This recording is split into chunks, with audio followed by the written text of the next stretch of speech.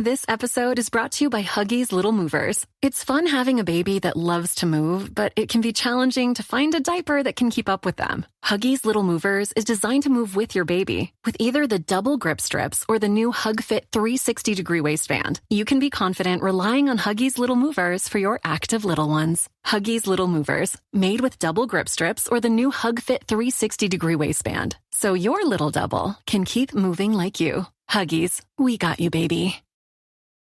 At Capella University, we believe accessible education can make a difference in people's lives. That's why we offer scholarship opportunities to all eligible students. Whether you're considering a bachelor's, master's, or doctoral degree, our teams will walk you through the process and help you get the savings you are eligible for. Furthering your education is an investment in yourself. Entonces, ¿qué estás esperando?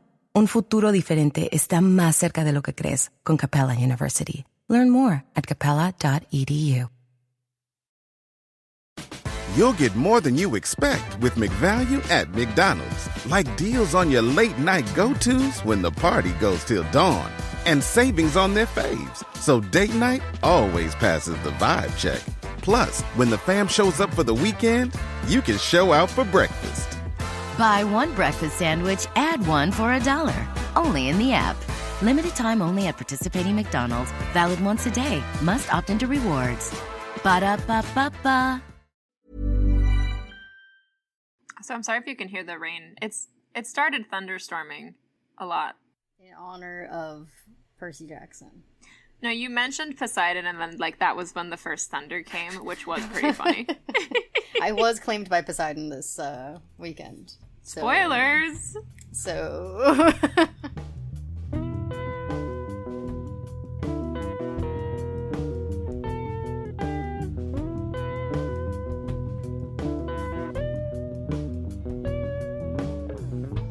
Hi everyone!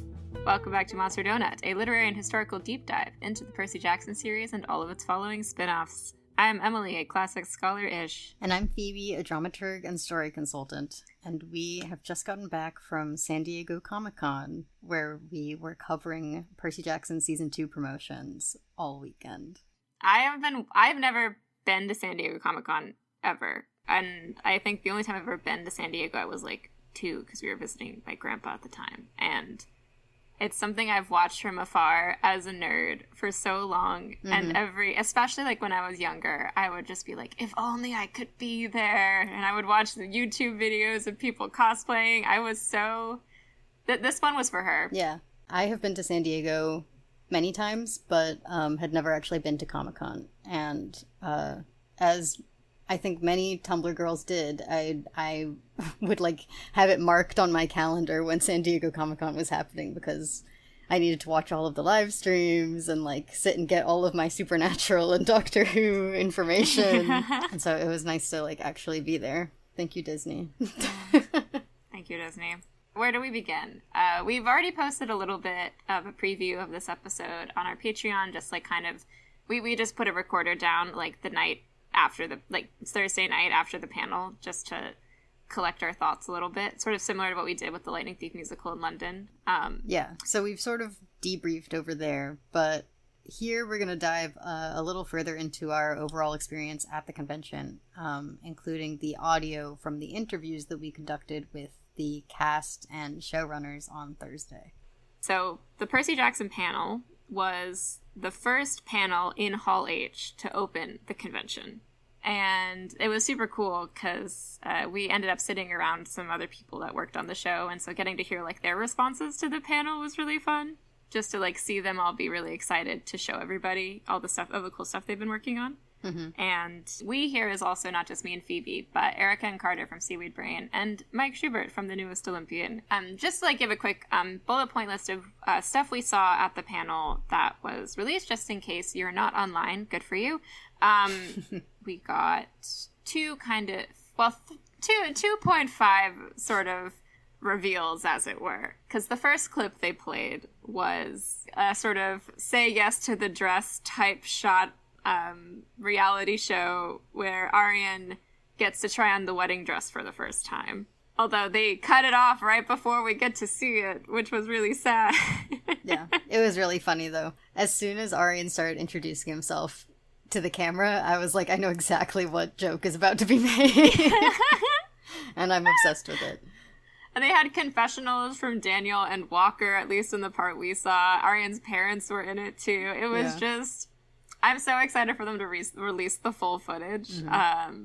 I do wonder, they did show, like, almost like inspiration, and I wondered if the inspiration that they showed were, like, actual images that were looked at when designing the dress. Yeah. I wouldn't be surprised. Like, little references or... Yeah. So, we might have gotten, like, hints at what the dress will look like from that, but I don't think they've actually posted this clip online. I think they will. They must. Yeah, it's so funny.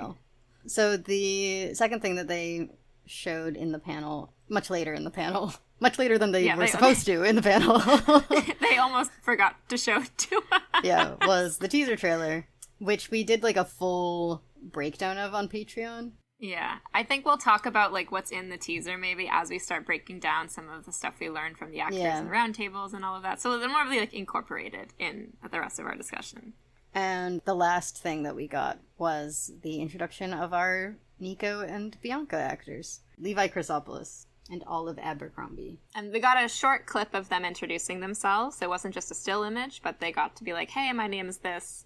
This is who I play. And they said a little bit, I think Olive said a little bit about Bianca's character. Mm-hmm. It was really sweet. They both look adorable. Yeah. As soon as Levi showed up on screen, like, Erica and I were just, like, immediately in tears. That kid is so adorable. He's gonna break everyone's heart. He's just so small. I know. I'm so excited to see their performances. God, I'm just so excited to get to see Titan's Curse. Like, we've never seen anyone adapt it, Phoebe. Yeah. Anyway, so those were sort of the main, like, reveals of the panel. I think my main takeaways from the actual panel were, it seems like they're really putting a lot of work this season. Like, a lot of what people were talking about, not just in the panel, but during interviews and during clips of other interviews I've seen that weren't ours that have gone up, is that they've really delved a lot into the loss that a lot of these characters carry and where a lot of them kind of come from in terms of just, like, as people and their places in the world. And that makes me happy because, as I said in our episode, the theme of the Sea of Monsters for me is abandonment. But during the panel, for example, Leah talked a lot about how she's kind of this season forced to open up to Percy because of all of the people she's lost, where there's no more Grover because he's on his Pan quest and lost. There's no more Luke because, you know, he betrayed everybody. And she actually mentioned Thalia too. And we have confirmation from the Entertainment Weekly article that was published a little before Comic-Con that there are going to be some flashbacks there. So it seems like we're also really digging into that. Like, we're going to get to see a lot of it, which I'm very excited about. Yeah. Which, I mean, we talked about this aspect of Sea of Monsters when we did our episode, how so much of it is, like, uncovering who where Annabeth comes from. But you also, you know, in our interviews with them and in the panel, we also got to hear a lot about, like, getting more from Tyson's background and, like, getting more from Clarice's background. It's starting to feel like a season of, like, sort of digging up the past. Yeah. Which is fun considering we're, like, delving into... I feel like a book that parallels a myth most closely. Yeah, it seems like the takeaway I've gotten as well is that the Clarice storyline is really boosted in the show in a way that it isn't in the books, which is really exciting because I mean, we've talked a lot on the podcast about how Clarice is always off, like, on a pretty crazy quest that's just off page in at least Sea of Monsters and Titan's Curse. And so it's really exciting to me that, because I think that's the beauty of adapting.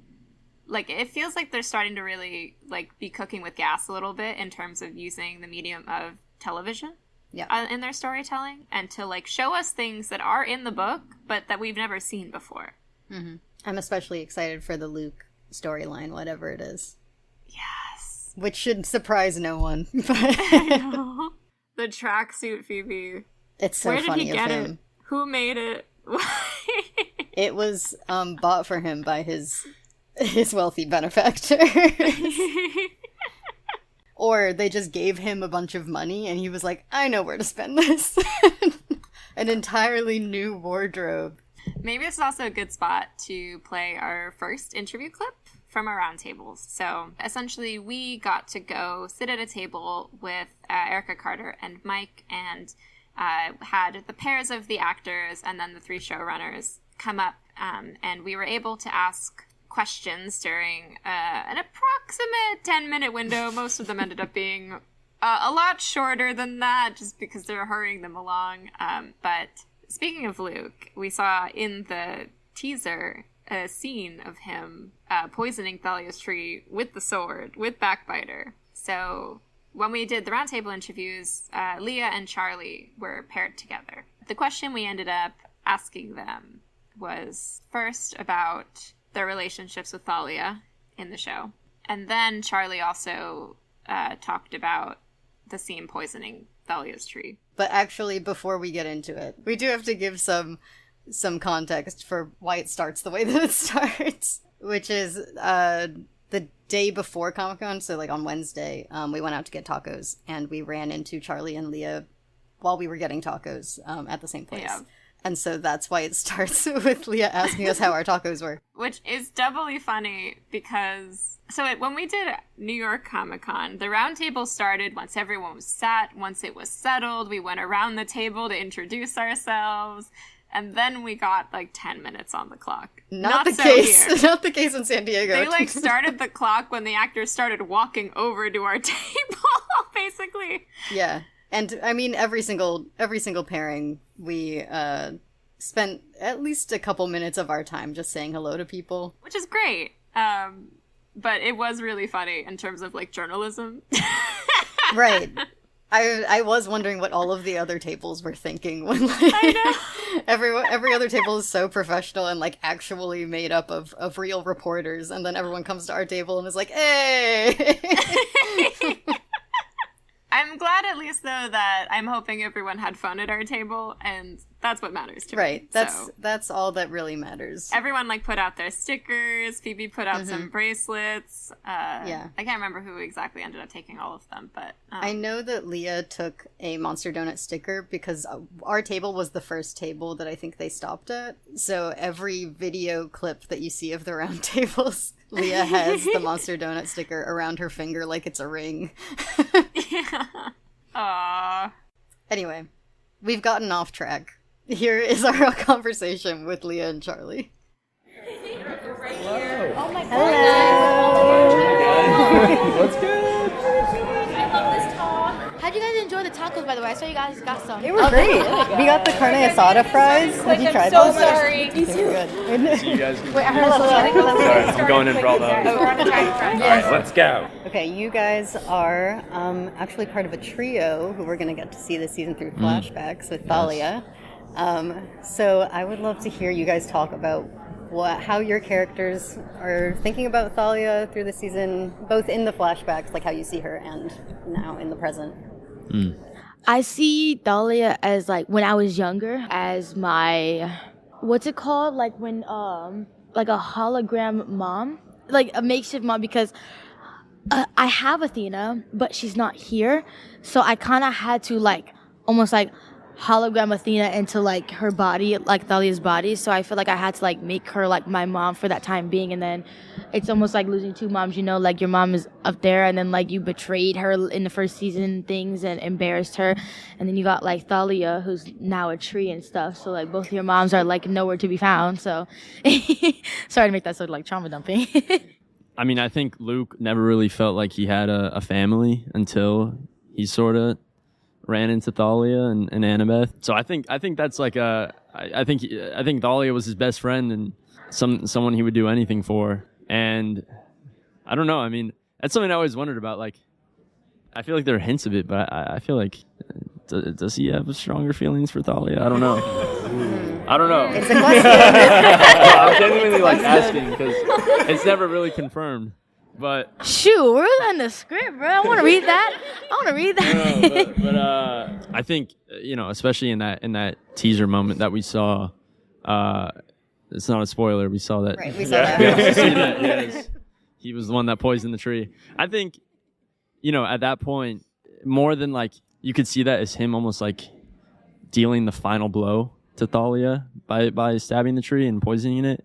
But I think in Luke's mind, obviously there are a few reasons why he does it. I think he knows it's going to force a quest for the fleece, but I think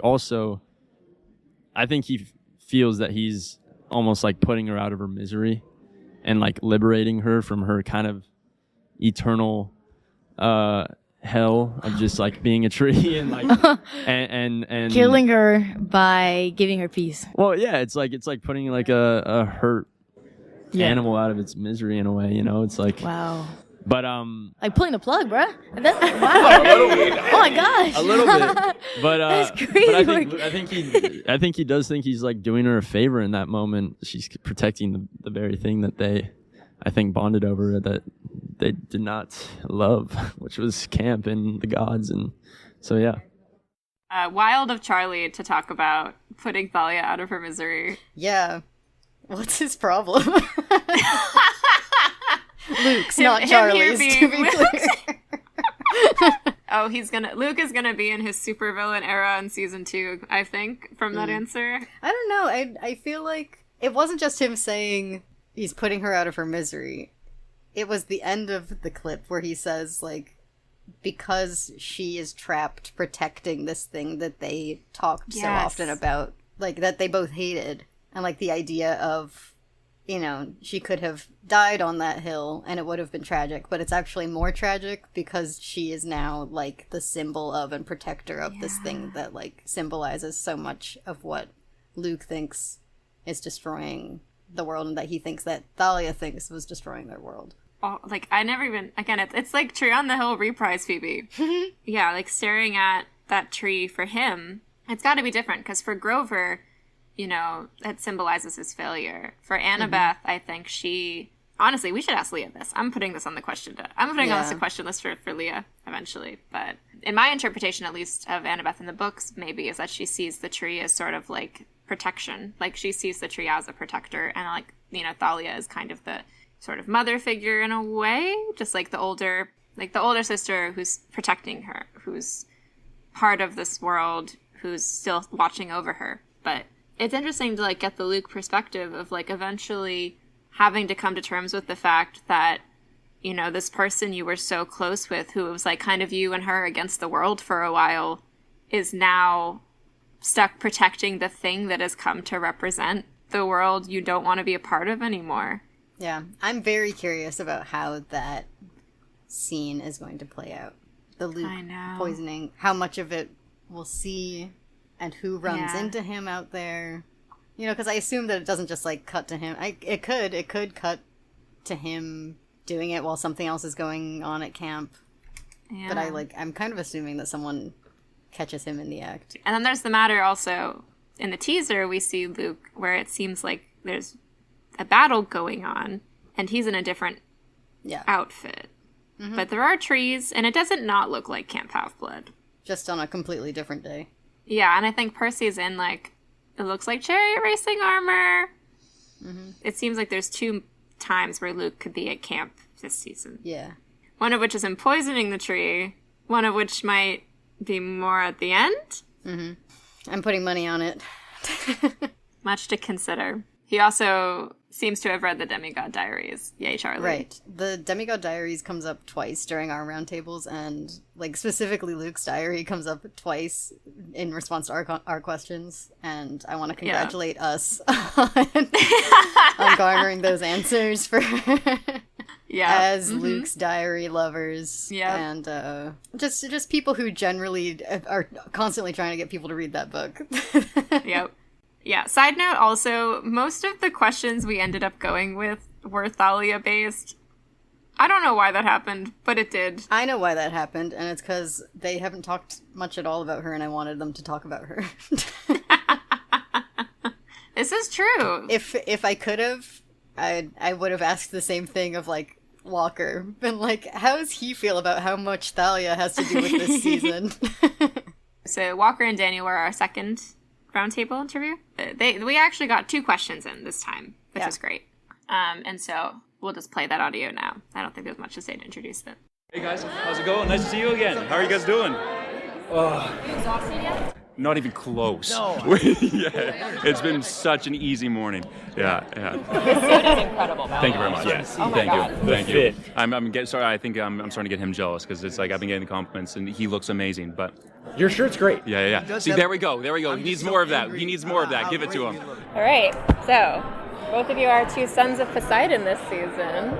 So, what we really want to know is, how was your relationship with your dad? I mean, you start us off because you talk to Dad a little bit more than I do. I think he's kind of in a good place from season 1 the way it ended. I don't know. I think there's a lot to think about. I think Percy's been thinking about it a lot, thinking about his dad a lot, and he never really gave him an answer about the dream thing. So I think he kind of took that as a yes, and I don't know. Hopefully there's. I don't want to spoil anything. It's just it's so hard to answer this without spoiling. What do you think? No, I think, again, for Tyson, it's like he comes in not knowing his dad at all. He's never been claimed. He's never had an introduction. So I think, again, there's this sense of longing for that relationship that's so apparent.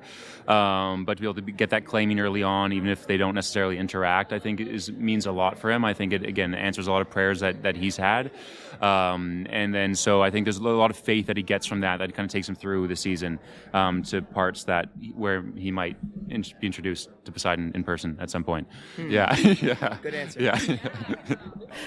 Okay, also for Walker, Percy's kind of on the back foot this season. He's got, Tyson coming in out of nowhere. He's got Annabeth mad at him. He's got Camp under attack. How is Percy handling that? How's he coping? I don't know. I think at this point he's kind of just used to being on that back foot. You know what I mean? Especially after season 1 when he gets blamed for stealing the helm and stealing the lightning bolt. And it's kind of like, I don't know, he's just kind of used to that at this point. And I also think it kind of changes throughout the season. He very quickly, it's kind of like there's a lot of huge changes and a lot of, big things that the second that, and this always happens, the second that he feels like he has it all under control, something huge happens and changes everything. And, yeah. Thank you, editing Phoebe. I love that we got a little teaser that maybe we've got a Tyson and Poseidon scene in there, which is a lot of fun. I feel like that's something that the show seems to be doing a lot more, is really leaning into the parent-child relationships in every way. Except for Luke, I don't think... No. I'm glad that we're keeping those two separate. Yeah, we did in the teaser, you get a glimpse of Hermes talking to Percy, which is, I'm excited. Because they'll they know each other already. They've already talked to each other. So I'm curious how that scene's going to change. I was kind of surprised that Walker said that Percy's relationship with Poseidon is, cool and good. Well, he said at the beginning of the season. Yes, at the beginning of the season, and then didn't want to spoil anything. But it made me wonder, obviously how that relationship progresses with the introduction of Tyson to it. And whether it gets wobbly at all, or if Percy feels like he's losing it a little bit while Tyson is finding it. Yeah, because Daniel's answer, that was what stood out to me, was him talking about how his relationship with Poseidon over the course of the season, he said it was kind of like he was getting the answer to a lot of his prayers. And he has a lot of faith in him because of it. So it made me think also about how, that was sort of how we felt about Annabeth in season 1, where she was the one that has a lot of faith in her mom. And so it's interesting to me that if that is sort of the dynamic, Annabeth and Tyson could have that faith in common this season, but because we know that they're going to be at such odds, that could be very interesting. But I wonder if Annabeth will fully have it after what happened last season. Yeah. I feel like Tyson introduces an interesting perspective on all of the questions that Percy and Annabeth are going to have this season. That just makes things more confusing. I'm really hoping we can get Daniel on the pod at some point, because he's apparently a huge fan of the books and has been for years. So I would love to dig into this series with him a little bit. Yeah, he said that he read the books, started reading the books when he was what did he say, 6th or 7th grade? Which is as they were coming out. Because he's our age. So that would be as the books were happening. A perspective we haven't had yet. As Phoebe tweeted, 28-year-old representation. Right, but now it's, nearly 30-year-old representation? Yeah. Yeah, I'm excited to talk to him. Because he's also a writer, too. So, he brings a really... I don't know, I feel like a perspective that feels aligned with us in some ways. Yeah, so that'll be a lot of fun. Another interesting thing to bring up is that we did hear in the voiceover the brace yourself note from Poseidon in the teaser. So we know that is probably happening. Although I wonder what the context of that is, because it's also Poseidon talking about like the great stirring, which is something that we get more of in book 3. Yeah, because it is an interesting question because Poseidon is like not in the Sea of Monsters. So it will be interesting to see if there's anything, because we got a lot more Poseidon in season 1 through flashback scenes. And something I was just thinking about too is the fact that Poseidon is the antagonist of the Odyssey. Right, and we know Athena is also appearing this season. So it makes me wonder if there's going to be something interesting delved into there. Couldn't tell you what, but something with I feel like Polyphemus is in his conversations with Grover. Maybe. We did get a bit of a teaser, not in the panel or conversations, but in the Entertainment Weekly article, that Phoebe and I were joking when we were like coming up with questions. We kept like finding lines in the Entertainment Weekly article where we just wanted to basically show that to them to everyone on their phone, be like, "What's up with that? Why'd you say that?" Yeah, just show them multiple, just screenshots and be like, "What did you mean right here?" But one of the things that struck me in the Entertainment Weekly article, which we will link as part of the episodes, they mentioned that they're doing something a little different with Polyphemus, or they're doing a little more with Polyphemus with Grover, which I was also very interested in because we've got Tyson in the book challenging the monstrosity theme, and we saw that they did a lot more with Medusa in season 1. So it makes me wonder if they're going to do more with Polyphemus in a similar way. Yeah, because I feel like that's also like the question at the end when Percy chooses not to kill him. There's a lot of interesting stuff there, because we've got 3 sons of Poseidon this season. Yeah, and engaging with each of their relationships with their dad, I think, will be a juicy topic this season on Monster Donut. There was also a part 2 to this Walker interview, at least. Not the Daniel part, but the Walker part. Yeah, because basically what happened was all of us collectively finished asking our questions and they were getting ushered away. And Walker just was like, "What? No questions about Nico?" And he seemed so disappointed. He's like, "Come on, I would have thought you guys would have asked me something about Nico." I know. And we all were like, "We didn't know we could. Nico's not in season 2. And Walker was just like, "Ugh." And then they went to the next table. And then fast forward, we'd finished all of our interviews at this point, and everyone around us is starting to pack up. So we were like, okay, so we all got up to start packing up. And then out of nowhere, Walker just sits right back down in front of the mics and just goes, "Okay, ask me about Nico." And we were all like, whoa. and to give an idea of like how wild this was, like, I can't express to you enough how tight a ship the rest of this was run. Like, Walker had to slip away from his PR person to do this. He really wanted to talk about Nico, and I guess no had asked him, so he was like, ah. Yeah. And it was funny, though, because, like, I mean, you'll hear it when we play the clip in a second, but it was like, there's not much he can say about Nico. Yeah, so we'll just play that clip now from, because we had all stopped our recorders at this point, so we had to restart them. So yeah. It'll start in the middle of Walker sitting down at our table. And you've probably heard this clip before on all of the podcasters' social medias and in all of the podcast episodes. But you're going to hear it again. So. Yeah.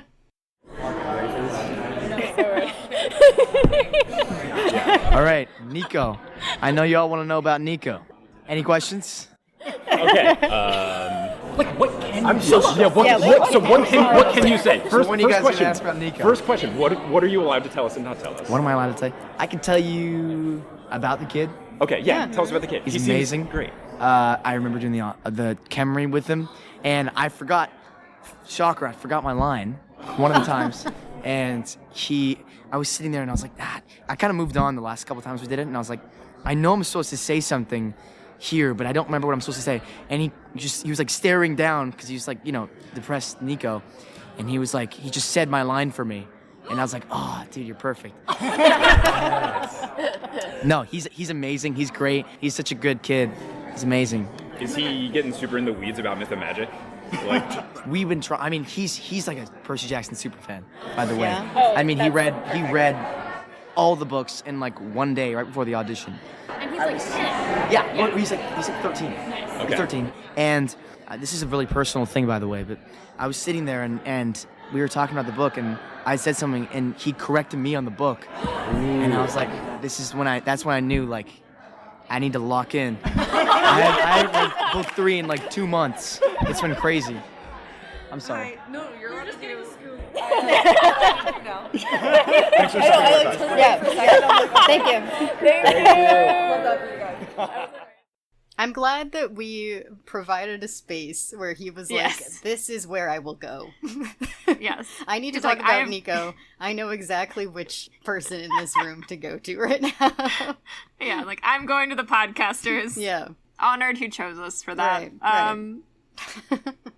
It's exciting to me to hear that Levi seems to be such also a big book fan. So it'll be fun to get to hear him talk more once he starts getting his moment later on. Okay. Let's talk about our conversation with Arian and Dior now. Here we go. Oh my goodness. Wow. This is amazing. Clock is started. Okay, let's do this. We have so much technology going. Yo, this is so sick. The This chain. is a gnarly setup. Oh, I hear. No, I love it. I feel like I'm in the booth. Hello? Give us a rib. I feel like I want to, like... Yeah. Okay. It's awesome. Okay. Here we go. Business. You ready? You two are basically like our official quest leaders for this season. Please, I don't like to talk about it. Oh, settle. If you must. How are your characters handling that responsibility? Poorly, I think, on Grover's end.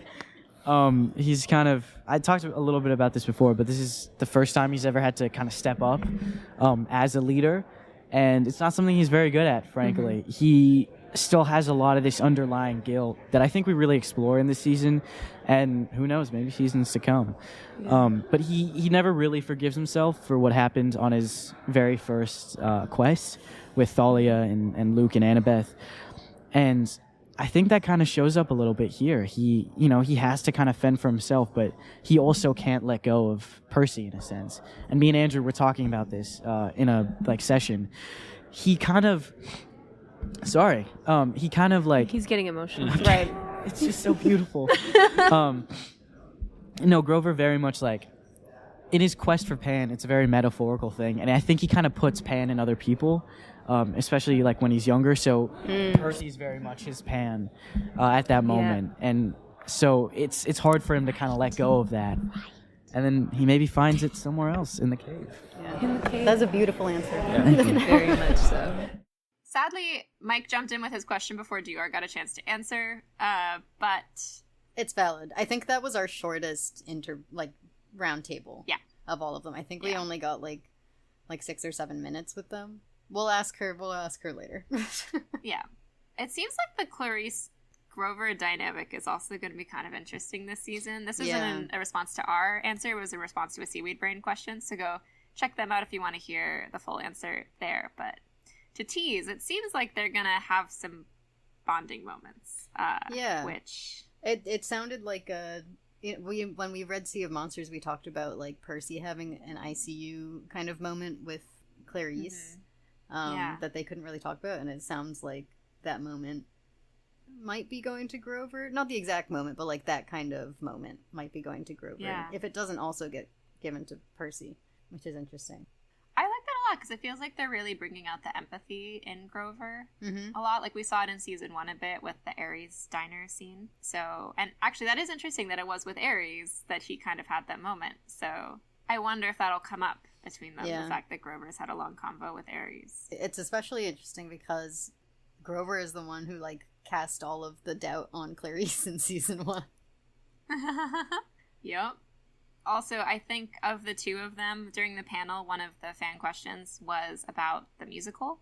And I think the two of them were the ones that were like, yes, the musical, I know this well. And they were both kind of nodding the most emphatically.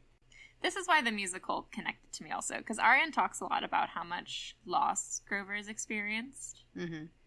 He talked a bit about it in the panel, and it came out again, I think, in this answer, where I just love, Like, I'm just thinking, like, in the books in Sea of Monsters, like, we do get a window into what's going on with Grover, but it's also from Percy's perspective, and specifically, like, I think there's not a lot of Grover interacting with other people in Sea of Monsters until the end. Like, it's just him weaving and talking to Percy and being like, come help me, please. So I like that they seem to be using that alone time to kind of explore him outside of Percy's perspective.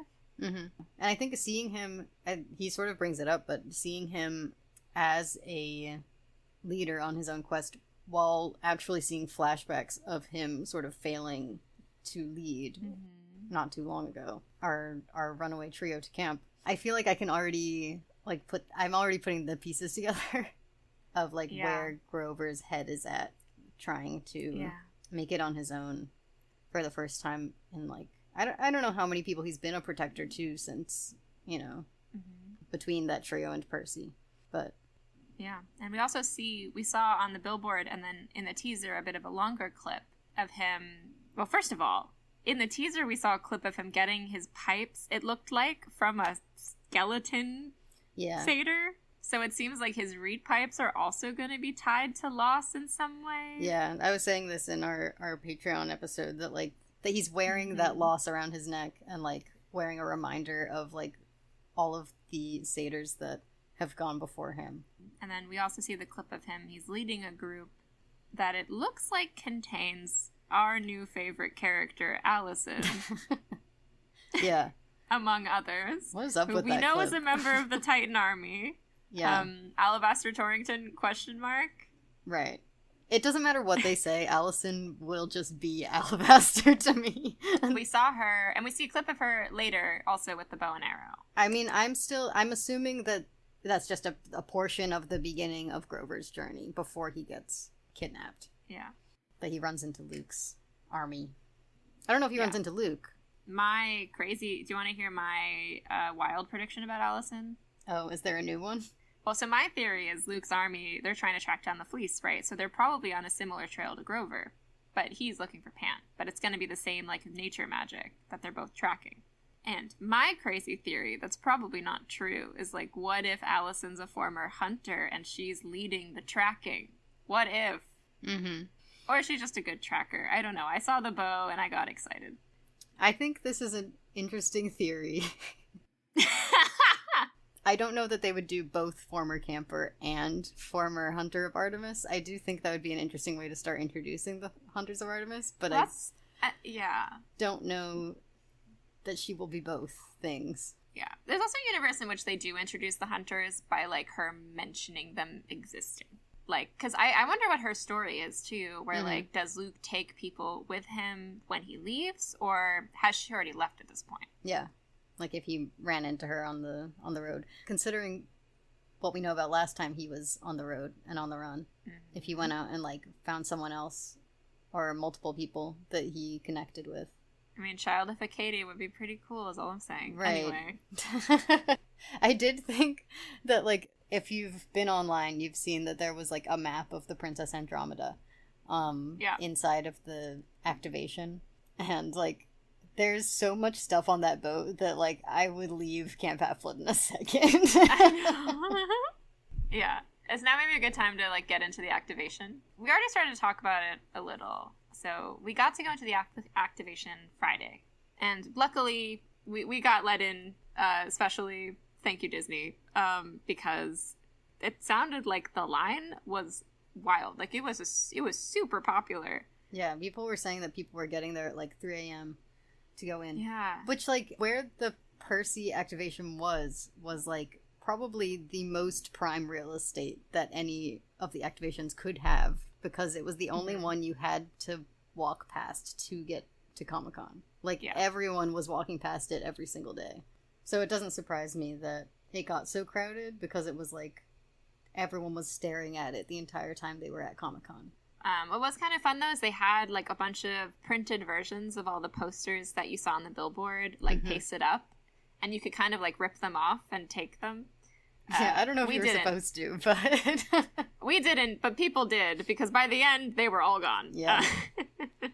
I wish we could have grabbed a Princess Andromeda recruitment flyer. That would have been... My wall would be, like, papered with these if I had stolen them. A couple of the people that we talked to had also been involved in like putting everything together and making everything, which was pretty cool. Yeah, like deciding what goes inside and giving feedback on the quiz that you took, the claiming quiz.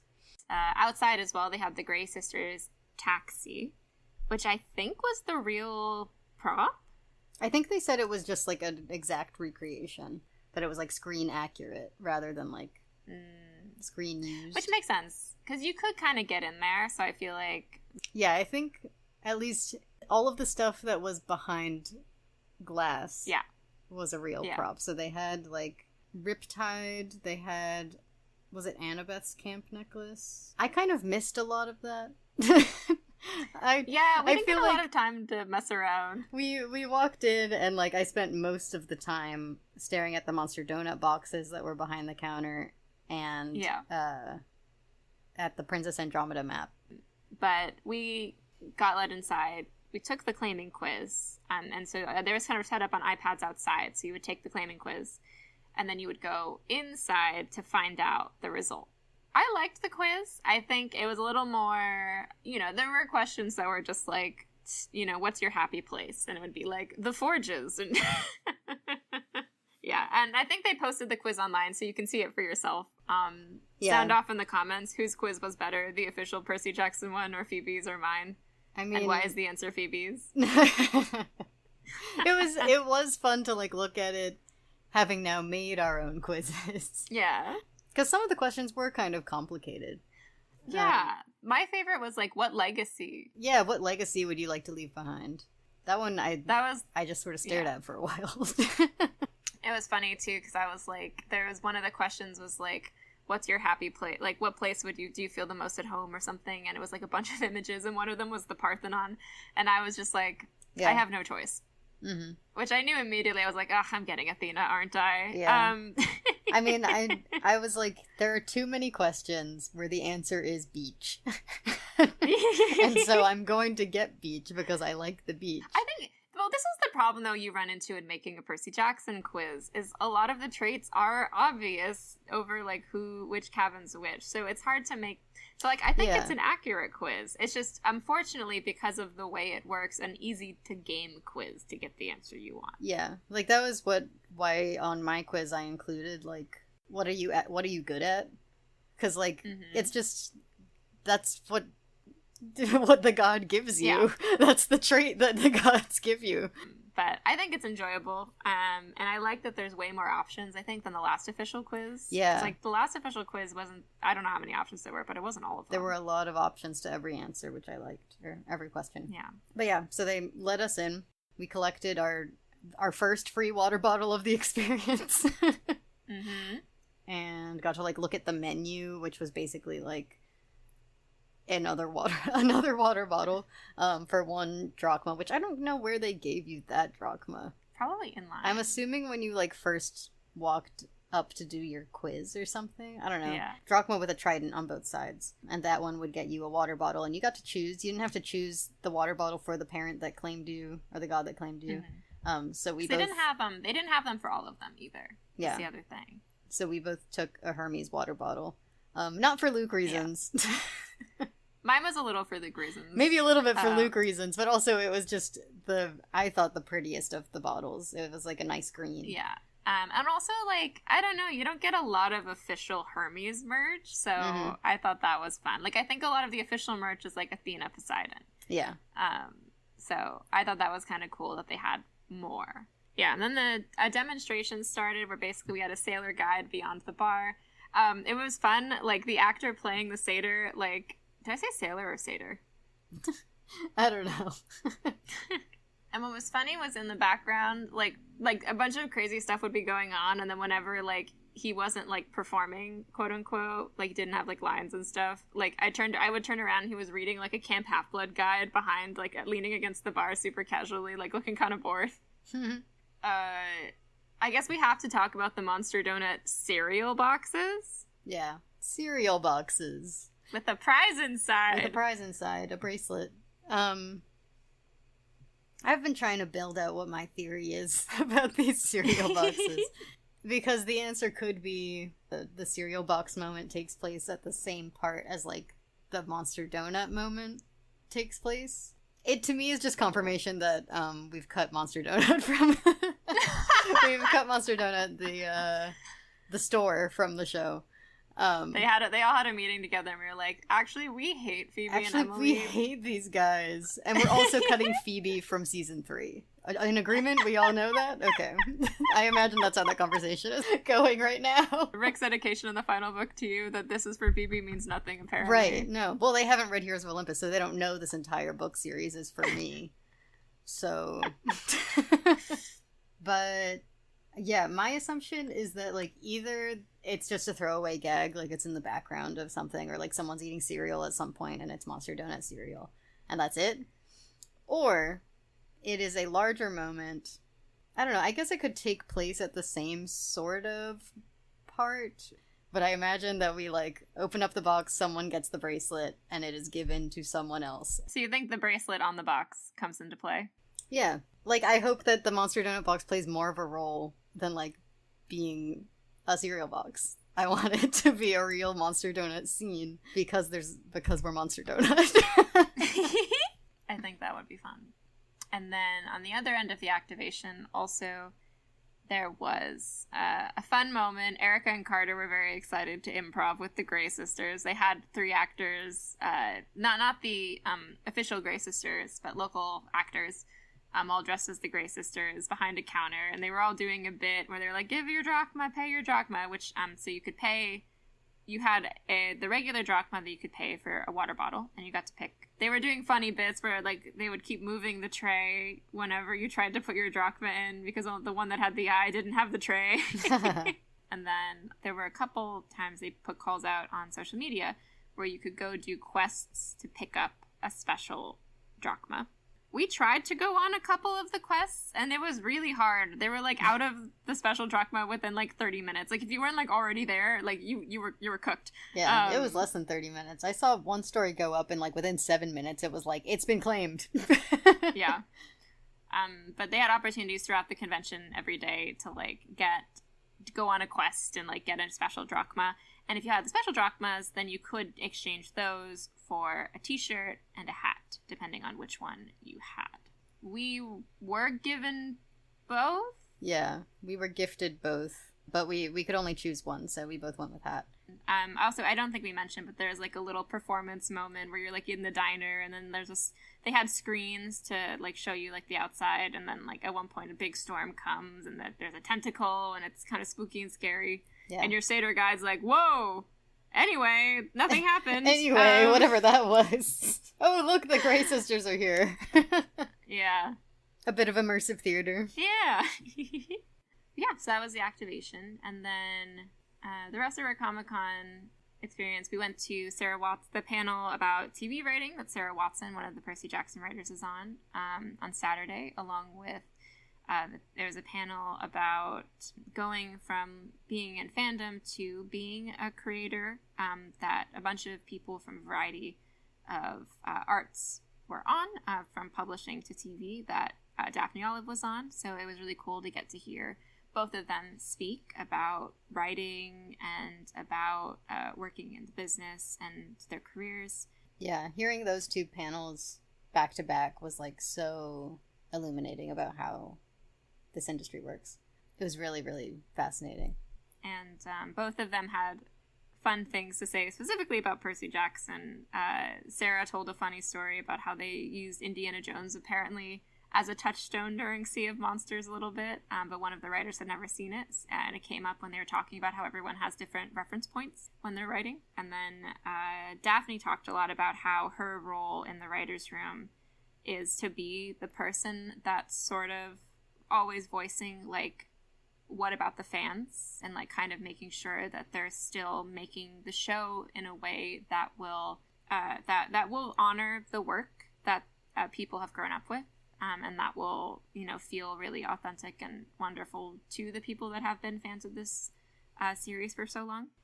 Yeah, and she did clarify on Twitter that they are all but the fans people, but that she is made fun of for being such a but the fans person. Yeah, that that panel, there's a video of it up online and also a transcript. So if you're curious to see what was said in that panel, you can find it. Yeah, and at the end when it says, "Oh, there was the one audience question," that was me. I looked at the transcript and it just says audience member. And you can tell it's me because they included the part where I asked the long question and then the panelists started clarifying the question and saying it to the people that couldn't hear. And then it just says audience member says, "Sorry, that was a long question." While we're talking about our writer's room, should we bring up our last roundtable interviews? Yes. So our last group was John, Dan, and Craig. This was a fun table. Yes. And we once again had to ask about Thalia. Hi, guys. Guys, hello. Oh, I don't want to talk about the show. Let's just hang out. Dan. Dan. Yeah. John. Dan. Oh, and our stickers. Yeah, feel free. Take stickers, pins, bracelets. Whatever you like. I mean, I have many of these. The bracelets are all Phoebe. I love my Monster Donuts. Podcast on. No, I didn't. Oh, I didn't even see these. Did we make these last night? I made them. That's your donut. Yep. I've heard of that. All right. Yes, it is. Well, it's a keychain. It's a keychain? Yeah. That is super dope. All right, sorry. Let's work. Right. Okay, so there is a crucial character that we have cast for this season, but we haven't seen much of or heard much about, which is Thalia Grace.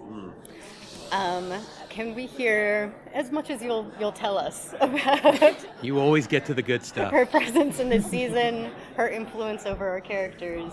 So one of the sources, there's multiple sources beyond Sea of Monsters book. There's the Demigod Diaries. Yeah. Right? So we read that, and we took from that. I think people want to see the story they've heard about. They heard about in season 1, the fact that these 3 kids were on the run together. And so we felt like showing it was a good way to get to know a character who you may meet. What? Maybe. It really. You want to talk about her casting? I mean, that was a big, awesome surprise. So Tamara, who we cast, is I think we've talked about it a little bit at some point. Do you guys know the story about her connection to Percy? I mean, she knew Lance. Yeah. So it was the Lance. It was. We got a phone call because we hadn't gone out to London yet to look for actors. We kind of just started, North America. Okay. But the reason we were having difficulty finding an actor at the right age who had this edge, who had this. That you believed. That you believed. Yeah. And someone's like, let's go check London. Like just thinking punk. Yeah. Punk. Naturally. This kind of punk thing. It was like, let's go to the UK. And I got a text message from Lance's wife who said, "You are about to get an audition tape from essentially Lance and my surrogate daughter, because on Resident Evil there were the two daughters that they got close with both daughters, and T, she goes by T was like a child to him. And I'm not putting any pressure on you, but just letting you know that this is coming in."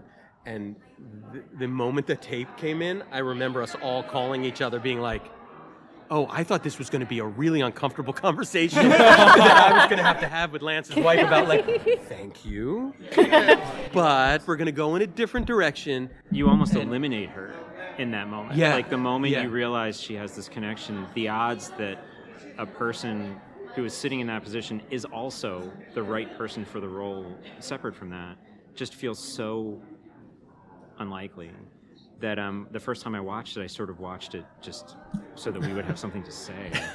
And then you watch it again and you realize, like, oh my God, this is actually making sense. The universe is weird sometimes. But the idea that by far the right person for that role is somebody who was that special to the guy whose daughter she's playing. It's just, the universe is very strange. And the thing that has been so beautiful is it has kept Stephanie Reddick, Lance's wife, in the show. She was up this week for prep. She came to just see T and be with T's mom Fiona and come visit us on set and say hi. And so it's kept Lance like alive in this show going forward. And it's been for all of us who got to know him and love him and work with him, it just like he just feels like he's still here with us. So that has been like one of the most rewarding things about this casting, let alone we got an amazing actor. So it's been awesome. And story-wise, you know, yeah, it was this is where a TV show has the opportunity where it's like, let's go tell that story. Let's tell it in pieces, parts of that flashback story and how Annabeth got here and the connection between Annabeth, Luke, Grover. Like, let's go and dive into that story. We won't say too much about where it goes and how it all, but we were able to explore new things with it. And that's where a TV show feels like you have endless opportunities. All right. First of all, another Luke's Diary mention. I know. Which we knew. I mean, it wasn't like they weren't going to look at it.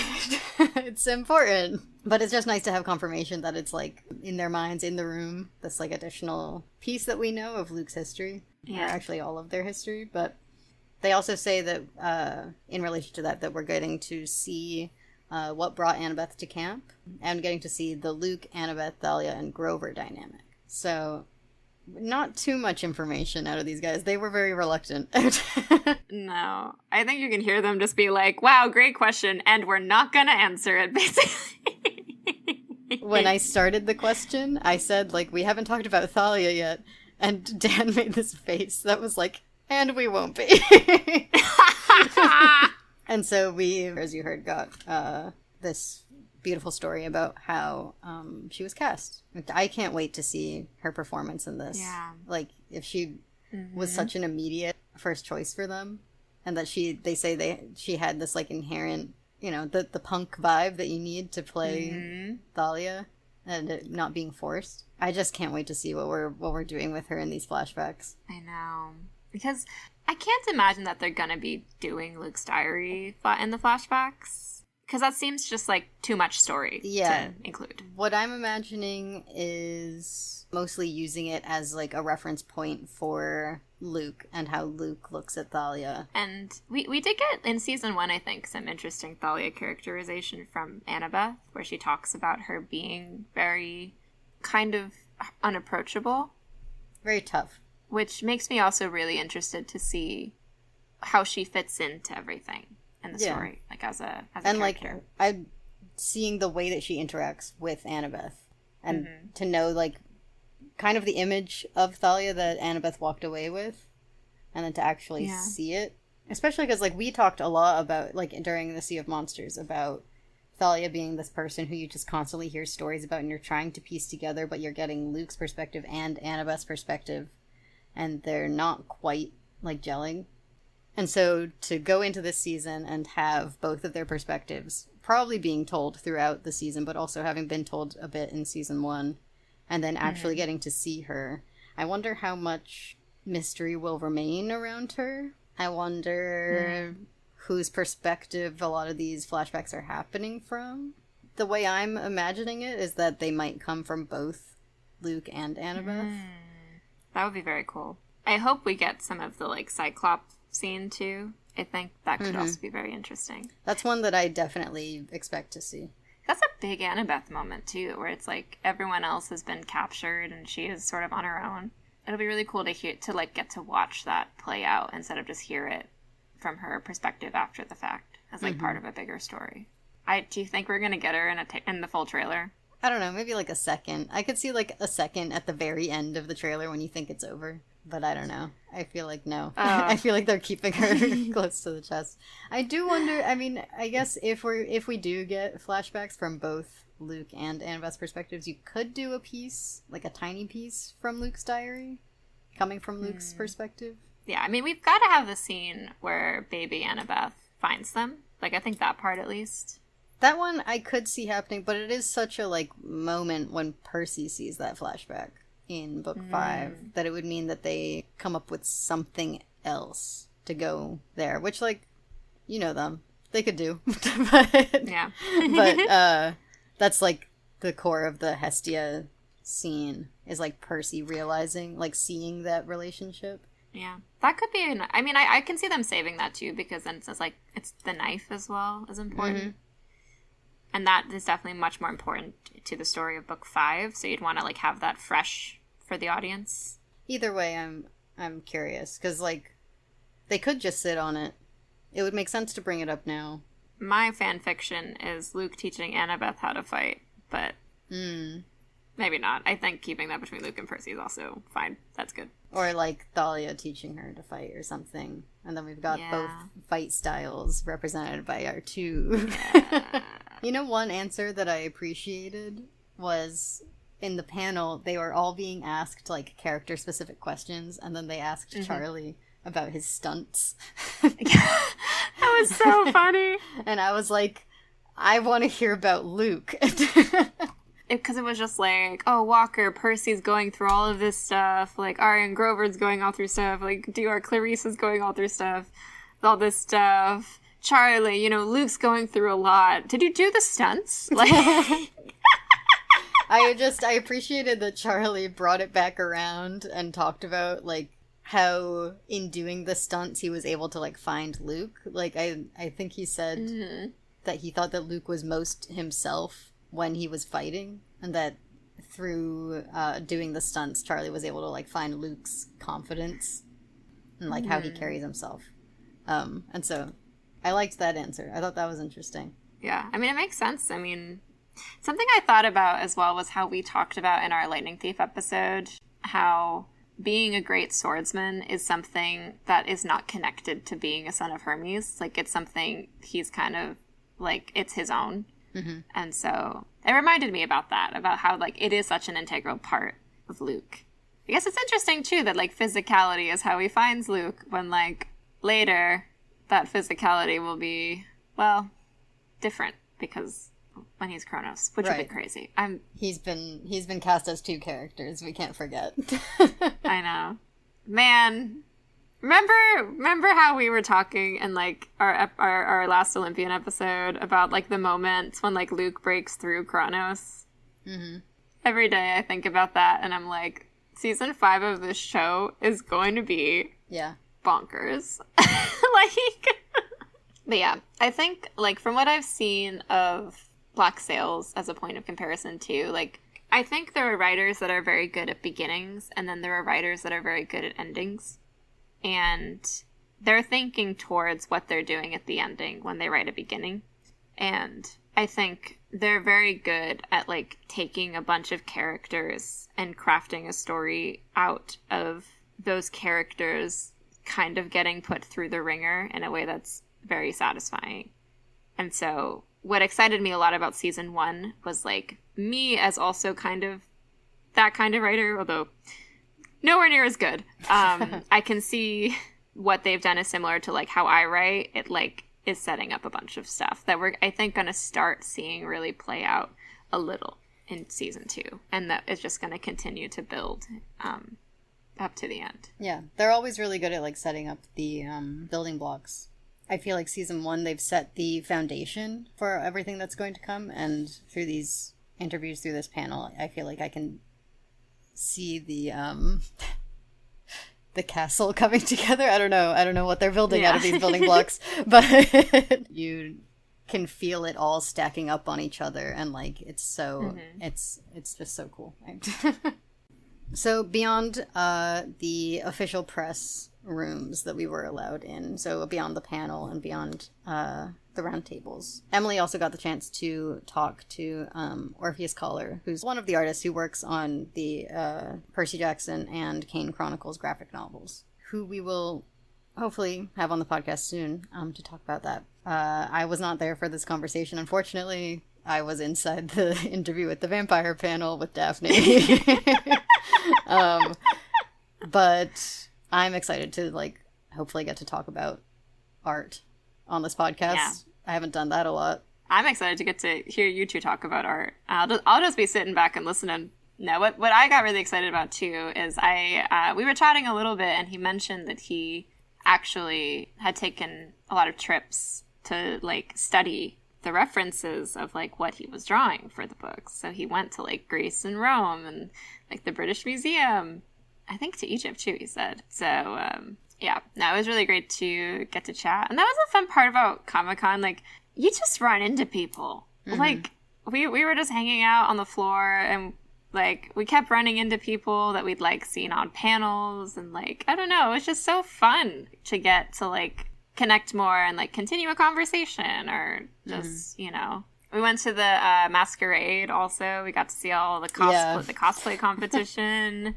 And that was the one where we walking out, we're like, okay, I've been to Comic-Con now. I have officially seen Comic-Con. It was just fun to like nerd out. That's the overwhelming feeling I was having walking around, was just like, man, I love nerds. Yeah. Have we hit everything? Is that our entire experience? Well, the last part of experience is we went to Disneyland after. Yeah, then on Monday we went to Disneyland, which 4 full days of Comic-Con and then Disneyland is a dream weekend. That's right. And I will say the last thing is all of the people that we got to meet and or spend more time with who work on the Percy Jackson show are lovely and wonderful, and everyone should know that about them. Yeah. Yeah, they're all really incredible people. All right. Do we have a bead for San Diego Comic-Con? Oh my god. We could have matching beads, and one of us could have the bead with the coin with the hippocampus on it, and the other one could be the tentacle. Dude, we didn't ask about Rainbow! Oh, yeah. I think my bead is the Princess Andromeda recruitment flyer. Yeah, you know what? Yeah, with the like spray-painted scythe on it. My bead is also the moment that Dan Schatz said to Mike, "You left your child for this," when he started bullying them about basketball.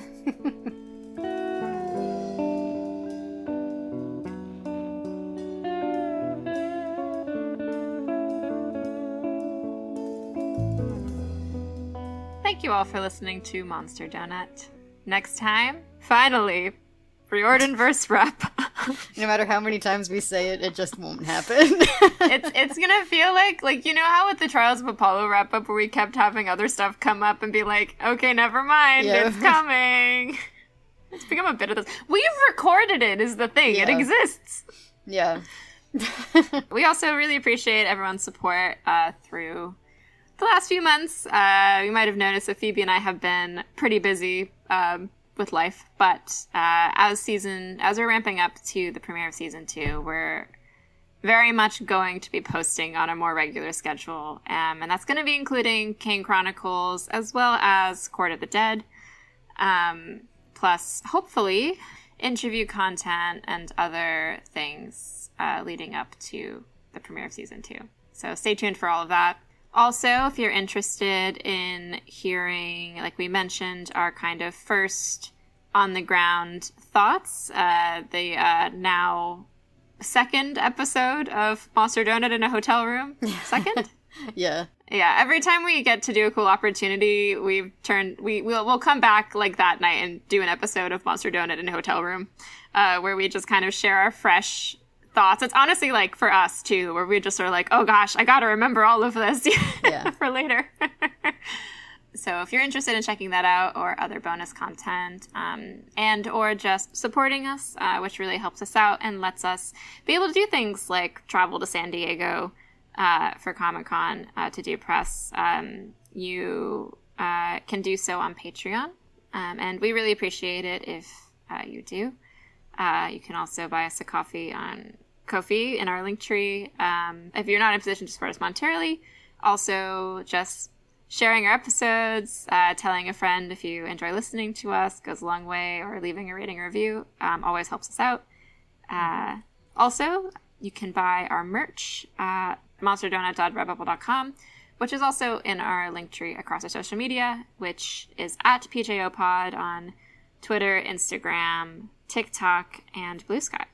And also, if you want to sort of follow along with our San Diego Comic-Con experience, we have more like videos and photos posted on those social medias too. All right, and to close us out, thank you to our patrons: Latino Kaya, Patty VCK, Bethany from Public Works, Sydney Fox, Joke, Reina Avila Ramirez Arellano, Ethan Nut Nakamura, Kels, Mason Bowman, Casey Cassidy, Fizzy Cat, Natalia, Melissa Rounds, Cake Coffee, Sasha, Alana, Pamela Ion, The Kid on Her Own, Grace Hunker, Kaylee, Manu Munchin, Calamity, Eddie Burns, Sarah Brown, Colby Redfern, May, and Bahanma Kumarasingh. Thank you all for your support, and we'll see you next time. Bye, everyone. Bye.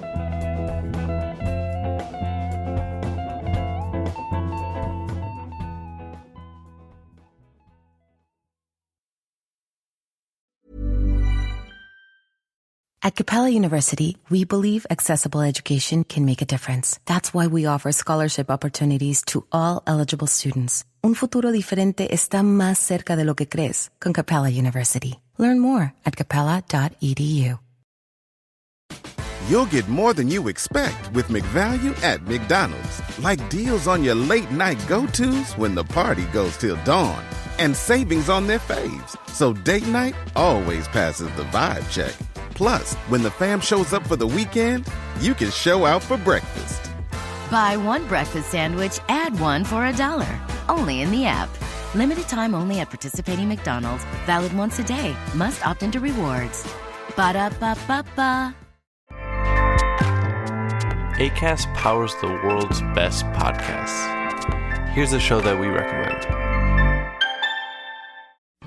Hi, I'm Debbie Millman, and I host a podcast called Design Matters from the TED Audio Collective. Every episode, I have conversations with designers, writers, artists, and other luminaries of contemporary thought. People like Roman Mars, Ai Weiwei, Ethan Hawke, and Ashley Ford. We not only talk about their crafts, but how they design the arc of their lives, what they've learned, what obstacles they've overcome and how they've done it, and how they see the world. Join us for an inquiry into the broader world of creative culture. Find and follow Design Matters with Debbie Millman wherever you're listening to this.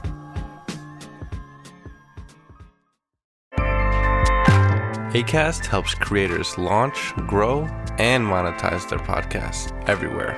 Acast.com.